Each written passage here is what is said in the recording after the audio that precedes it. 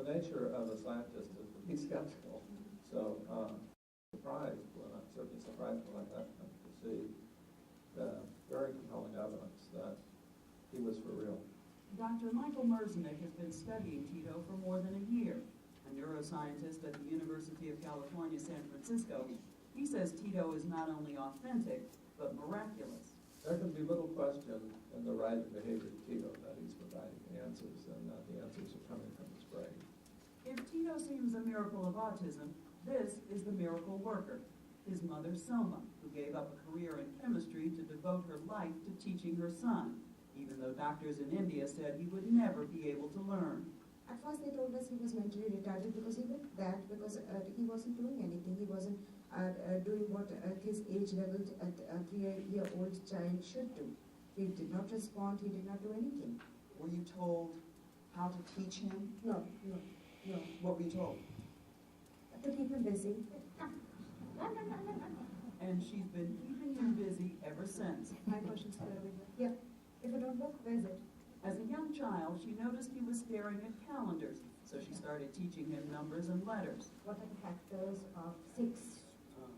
Say the probably times. When he wouldn't hold a pencil, she used a rubber band to tie one to his finger and taught him to draw lines and eventually to write. No, why is it coming down the line?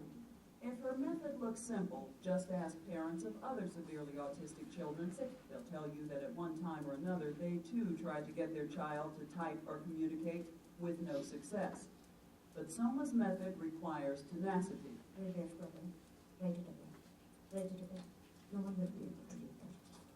For the past 11 years, this tireless taskmaster has spent every waking moment talking and teaching. Hey, now look at this. Oh, look at that. Constantly prodding You're not even looking. to keep Tito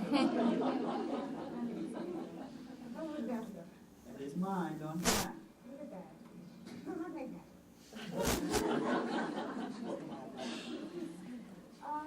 No, I did not. So I don't know. I can't even imagine myself doing that. Yeah. Her determination and her assumptions about Tito may have made all the difference. Nothing? Where? She never doubted that he could learn, 1, 2, 3. No. so she fed him a healthy diet of knowledge, from Shakespeare to geometry to music. Tito, without your mother pushing you, how would your life have been different?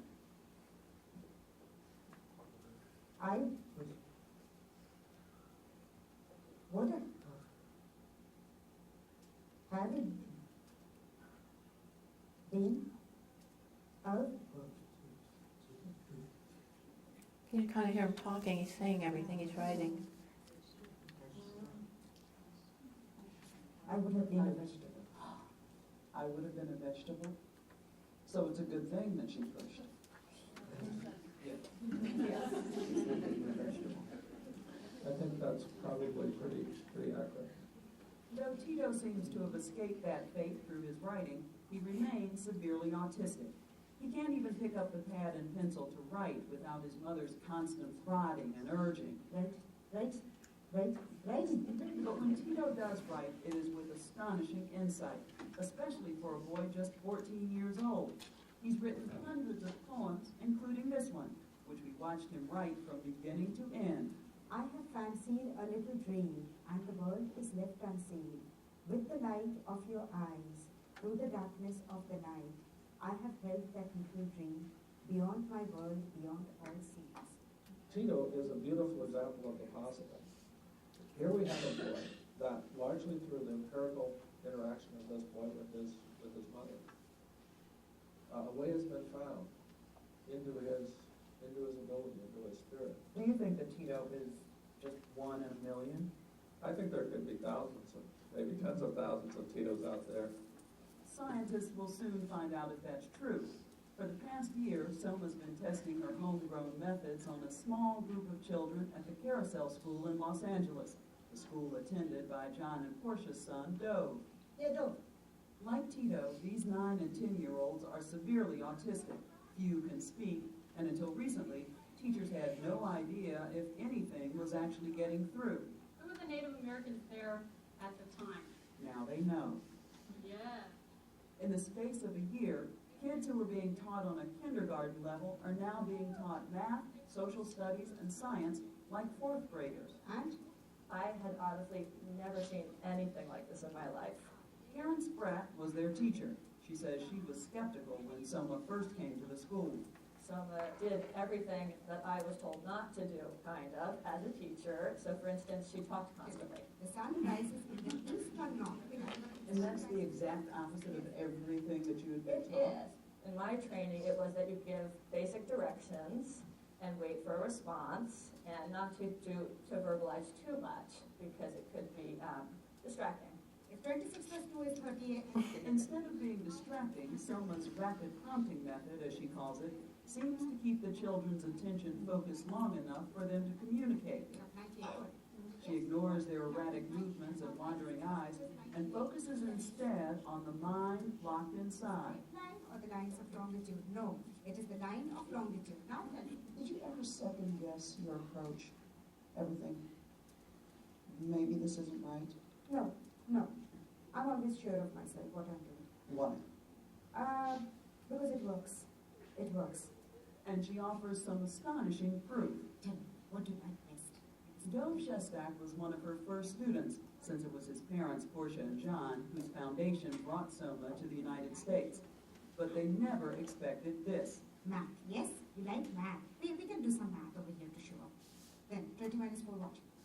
1 and? His parents were astonished. From a boy who 6 weeks earlier couldn't even tie his shoes, suddenly came full sentences, complex thoughts, and words spelled correctly. Not that he can tie his shoes. It seemed like I was seeing a kid that had disappeared 7 years before, and suddenly, it wasn't just a one word or gesture I was able to get. It was whole sentences and ideas. Keep going, I know what you mean, but finish it up. I was like a kid in a candy shop. I didn't know where to start. What's your favorite color? What do you want to be when you grow up? I mean, all the questions you ask a child over years. Every day there was whole new sets of things I was finding out. Hey, Dov, tell me, why do you like math so much? They learned that Dov is interested in religion and history and is a surprisingly good mathematician. Why? It's easy. We asked Dov how he had learned so much when no one had formally taught him. L, I, come on, go ahead, go on. He told us that all those years when people thought he was lost in his own world, he was actually listening to everything around him. You learn to spell and you learn to do math. Although Soma's method has not been studied scientifically, Mike Merzenick is one of many researchers who think it should be taken seriously. I think it's almost certain that this method can be used with many, many autistic children. And the initial indication from these studies in Los Angeles is that it might apply even to the substantial majority of these children. That they might be helped by this method, Absolutely. by someone prodding them and telling them, think, do, act. Exactly. Scientists can't help but wonder what other secrets Tito, Dove, and others like them still hold. Are you happier now? But one thing is certain. The ability to communicate has had a profound effect on Dove's life. Yet, he's happier now, and you don't have to be a scientist to understand why. Yes. I can tell others my feelings. That's why you're happy.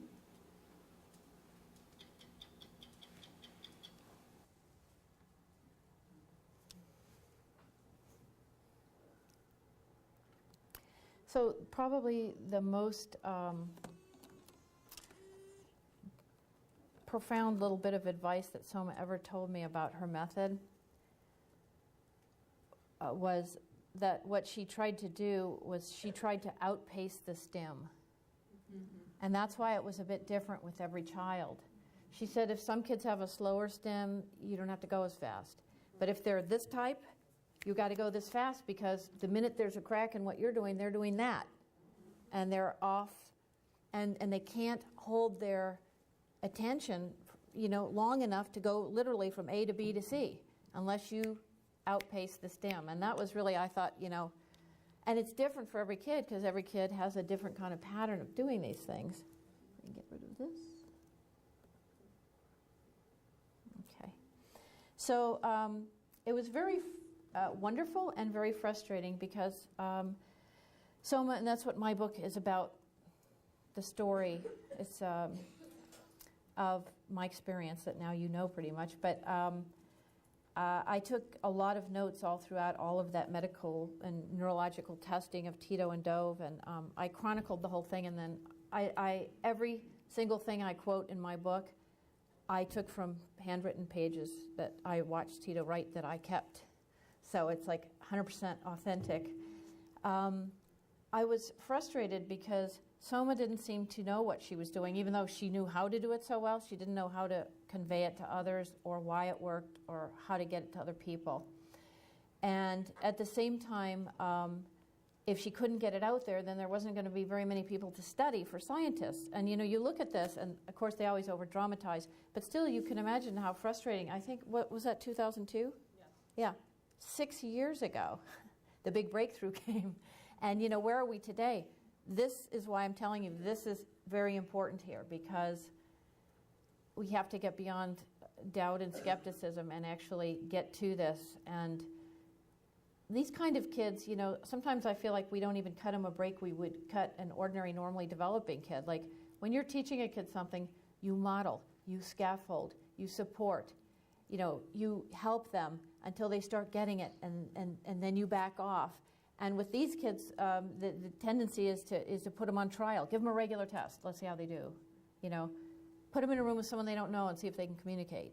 These kinds of things. And I think we have to take the opposite approach, which is ignore behavior, outpace the STEM, and be in it for the long haul. And my guess, I know this is a bit radical, but my guess is 80 to 90% of the time you're going to find someone in there who is cognitively intact.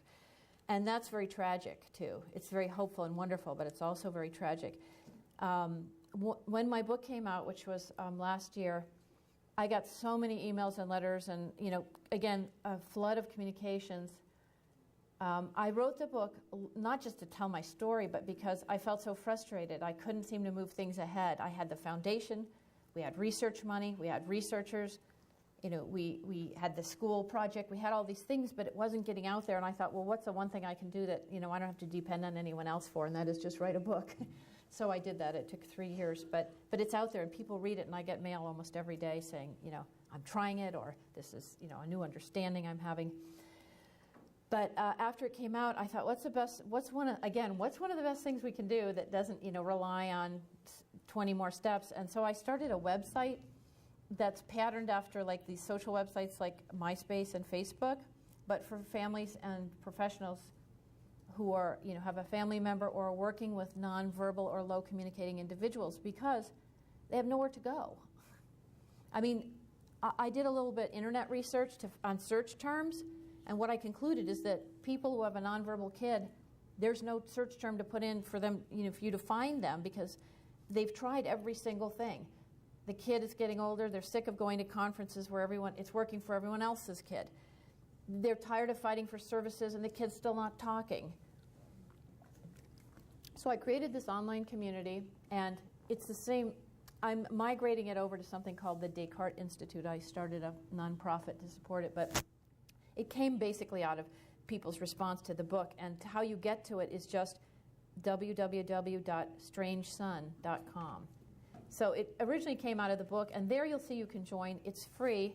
And then over the last year, after the book came out, I wrote a manual on how to get started with this method. It's not perfect. I've got to revise it. It's like on the worst thing on my to-do list.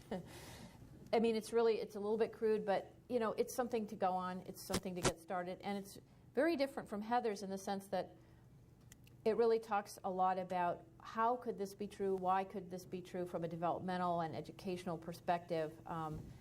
It gives basic steps. My feeling is that this is about getting a kid into joint attention on a visual target with you, which most of these kids have never done in their life. So it's you, them, and something out here. And this prompting, if you can outpace the STEM, you can actually get it. And the minute you have a target that kid is getting their eyes on, if you notice the kid's eyes, that's key. We always look at their hand, but what you should look at is their eyes, because if they're not looking, they're not doing it. And saying look doesn't help either, because that's a whole other activity that then loses the hand. So that's where that prompting comes in. And you might say, keep looking, or keep your eyes on the target. But if they're looking, and you can get their hand there while they're looking, and they're letting you know something, they get so much reward that almost immediately you get joint attention. So if I'm the kid and a teacher's here, and also don't use a lot of energy to get their eyes over here, just tap it like she does or move it. Instead of saying, look at the board, it's just don't have time for that. You've got to outpace the stem. So it's boom, boom, boom, their eyes hit it, and their fingers there, and you acknowledge it. If they have receptive language, now they're getting it all together. They never get it all together. They don't get it, their hand and their eye to the same place, much less when another human being's acknowledging that they're pointing at something. It just never happens for them. It's so satisfying that one of the first things that happens within sometimes even 5 minutes is they start giving you social glances, like, look what I did, which you can't train a kid to do, to look at you for approval like that, like this. So it works beautifully. And that's my theory of why it works, is that joint attention never developed in the first place, or started to, and then they regressed and fell off track. So without joint attention, you kind of can't live in the same world with other people and communicate at all. The other thing that a lot of people have trouble with is how, most of us are empirical thinkers. You're a baby, you make a sound, you start to communicate, you eventually have some words, you gain language, and way down the line you become literate and read, right? And write. But this is the opposite. These kids fall off the track of being able to interact successfully in their environment with people and get the kind of responses they want and manage their own behavior enough to do that somewhere between 1 and 2 years old. They stop having reciprocal experiences with people. So think of the trillions that they've missed by the time they're 9 or 10 or 30 or whatever they are, or even 4. But if their intelligence is normal and they're learning, what you're going to have is a kid who knows all that, who perhaps their only system for communication, like to bridge over to is literacy. That's how it happened. And that's how you'll see it happen, is that the alphabet, systems like this are manageable for a kid who has a perceptual and sensory chaos a lot of the time, especially when they're very young. These are stable, internalized systems that can be used, that are reliable and predictable. If you can pair that with getting the hand and eye to one of those bits of meaning, whether it be a letter, a picture, whatever it is, but something that you both identify in real time together, then you've got the start of something. And so that's why I say my thing is more theoretical, whereas Heather has the actual, go in the classroom, here's what you do. So, but I think you need both, because it's so hard to even understand. How can a kid remember, who the emperor of ancient Japan is 2 years later, but not be able to easily tell you what he wants to eat for breakfast? And that's because the part about who am I, what am I thinking, what am I feeling, it may come out well at times, but it's not going to be nearly as reliable because of that lack of experience developmentally with communication. They haven't had the opportunity. But they've had an opportunity all along to learn because their brain's working. So once you get that idea, you can, otherwise it just seems so crazy. Okay, so this, I could take some questions now, but I think maybe I should plow ahead. I'm just going to talk a little bit more about the informative pointing method. I came up with the name, I sort of had to, because, so what happened to Tito and Selma was, there was a parent in Austin, Texas, who started a foundation for Selma, and she applied for a green card and is still here. And she sees children one-on-one, and she has some training workshops.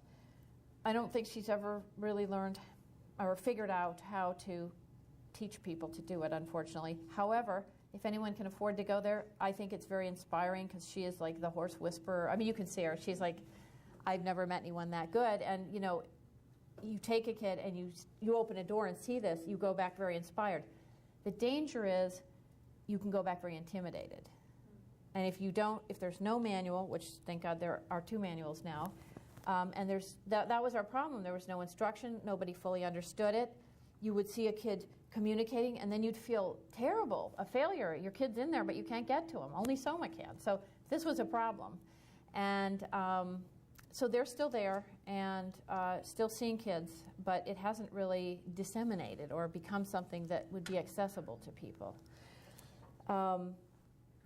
So this is just, what is autism? You've all seen these things. And then I say, let's see here, if I can get the next, yeah. These are just the usual things we've all heard, we've all studied, we all know about autism. It's a spectrum disorder ranging from mild to severe, and we tend to associate the severe with nonverbal. But I say, do we need to rethink this model? And as I said in the beginning, 20 years ago, it was believed that all autistic people were mentally retarded. Today, we think all nonverbal or low communicating autistic people are mentally retarded. Is it not possible that the same intelligence that we didn't recognize in that part of the population isn't true also in this part? We're taking basically a mental retardation model and saying, it goes from really bad to not so bad. Now, I'm sure all of you know people who have it not so bad, whose lives are devastated. People with Asperger's who, have to have an aide, can't go to a regular school, will never live on their own. So I always say there's no mild form of autism, actually, but unless you're Bill Gates. Then it pays off. But I say, do we need to rethink this model? In other words, are there people who are extremely visual, like Temple Grandin, who have had, as a child, poor receptive language, and have very, very strong visual skills that, and are there other people like Tito or Dove who couldn't really show you what they knew, but were learning all along in an auditory way and were very, very disabled in the visual sense, mainly because of not attending to it in order to concentrate on one modality in order to understand things. So that's my take-home message. We think about 20% of people with autism fall into this nonverbal, low communicating group. I make the argument to scientists, because I'm just launching into a big research program right now about this, that almost nothing is known about these individuals, and they're pretty much never included in research because they can't participate. And that's again why I say it's like autism 20 years ago, when they were all we thought none of them could participate. But I'd be interested, if anybody has any thoughts. I'm trying to come up with 3 main questions for this research group that's meeting at the beginning of June. So the one that I think of myself is, do they have receptive language? I mean, if we knew that, wouldn't that be like, that's a big, big question. Because if we knew that, then we could go the next step about the cognitive potential. I also question to what degree they share characteristics of high-functioning autism or not. This is one of my favorite slides. This is about being concrete. So everything on it is named with its name. But, we've always assumed that the high-functioning person thinks like this and is very visual and very concrete and needs routine and has this whole kind of phenotype that we think of that goes with autism, and that the low-functioning person or nonverbal person is just mentally retarded, so that they have all this, but they just can't function and they don't have any skills. I question that quite a lot. And I ask the question, how many nonverbal children are being diagnosed with mental retardation if they are not speaking by the age of 3? And I challenge speech therapists, although I don't really know your view on this, but my experience was if the child's not speaking by around age 3, they're considered very severe in the mentally retarded category, and that being able to speak is the ultimate in the better outcome prognosis. And I've seen many children who've learned to speak who absolutely can't communicate any more than my son, actually much less, because their speech will not serve their communicative intent. And those children can be helped by this as well. So this was just a little paper that came out. Some of you may be interested in it. It came out a few years ago. This scientist did a literature review, 215 articles published between 1937 and 2003 on autism.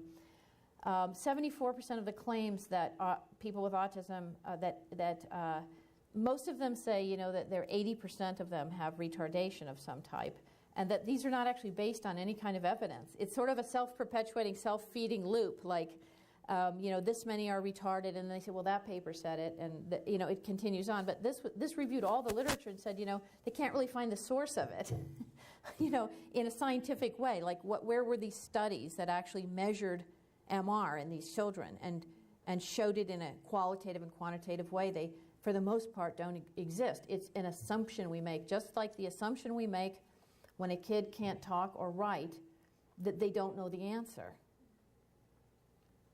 And then this is a very important paper that came out last August. When they characterized people with autism with the ADI-R, or some of these diagnostic tools, they usually use 3 IQ tests. The Wechsler, the Ravens, and the, what's the third one? I can't remember it. Well, I can't think of it right now. I'll think of it in a minute. But anyway, the Ravens progressive matrices is considered a true test of fluid intelligence, which means intelligence that's not related to how a question is asked or any kind of cultural biases. Like you could give it to anyone in any culture at any level and have it be a pure test of intelligence. You didn't need to understand how to act or what to do, or there weren't layer upon layer of cultural and behavioral aspects to it that could make or break you in how you did on the test. So this individual, Laurent Motron, who's coming to our meeting and being part of this research group, it seems so obvious, but he took the 3 main tests, one of which is the Ravens, and instead of lumping them all together, because the average score usually is well below it's below average. Their IQ tests are usually below the 50% mark, and he looked at them all individually. And when he took the Ravens, the measure of fluid intelligence, even nonverbal children did 30 points higher in a 100-point scale.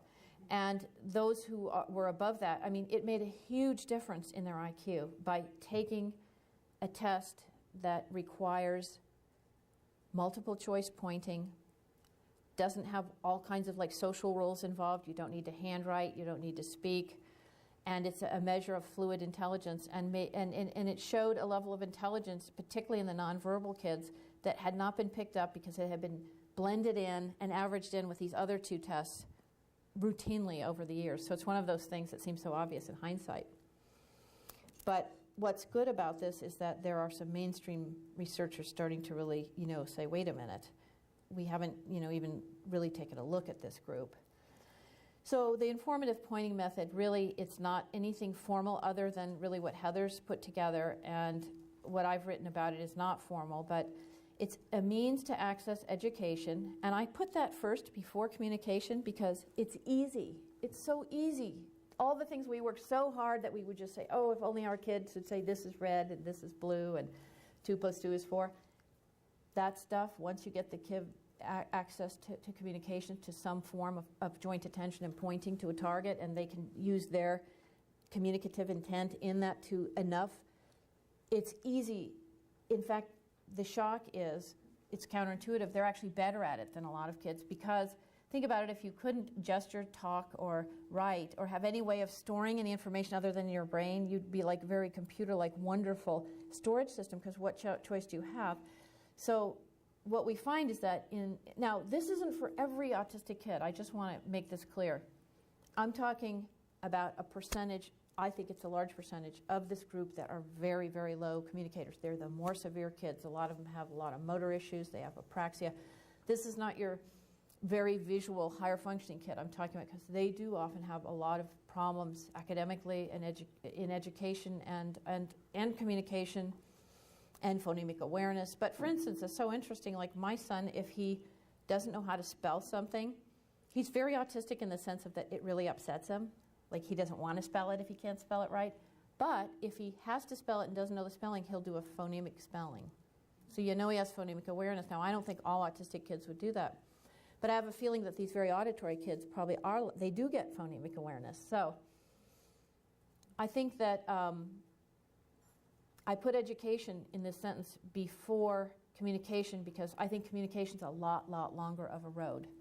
And it's going to be uneven. Sometimes you're going to get beautiful thoughts and feelings and intricate expressions, and other times you can't get, you want oatmeal? Yes. No, you don't want it. I mean, you're going to just be frustrated with basic needs and wants and things that seems the simplest things to us are the hardest things for them. And the things that are hard for us, like memory,